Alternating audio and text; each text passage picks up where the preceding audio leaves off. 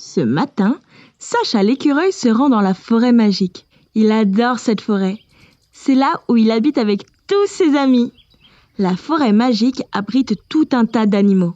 Les écureuils, mais aussi les oiseaux, les renards, les lapins. Et on y trouve aussi de jolis arbres. Les chênes, les bouleaux, les saules. C'est un endroit merveilleux. Mais ce matin, Sacha l'écureuil semble préoccupé. Dis-moi, grand chêne, il y a des arbres en moins dans notre forêt. Que s'est-il passé? Tu as raison, Sacha. Plein d'arbres ont été coupés pour être remplacés par des champs. Mais c'est terrible! Beaucoup d'animaux vivent dans les arbres de la forêt.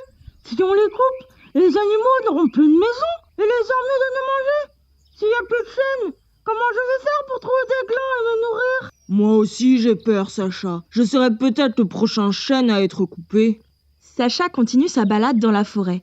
Mais il repense à sa discussion avec le chêne et il est inquiet. Soudain, il tombe nez à nez avec une montagne de déchets, des bouteilles, des canettes de soda, des sacs en plastique partout.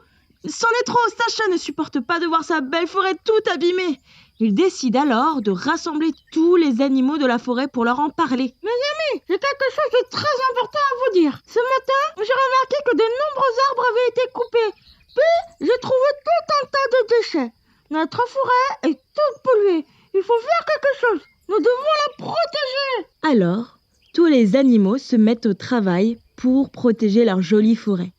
Ils décident de ramasser tous les déchets pour que la forêt reste propre. Puis, ils se mettent à planter des graines. Ils économisent l'eau pour faire pousser les graines et retrouver une belle forêt pleine d'arbres majestueux. Les arbres grandissent et grâce aux efforts de tous les animaux, la forêt redevient belle comme avant. La forêt est ma maison et il est important de la garder belle et propre. Toutes et tous ensemble, nous pouvons la protéger. Si on s'y met à plusieurs. Et vous aussi les enfants, vous pouvez protéger votre maison, la planète Terre, et faire plein de petits gestes pour qu'elle reste belle et propre. Alors, c'est parti!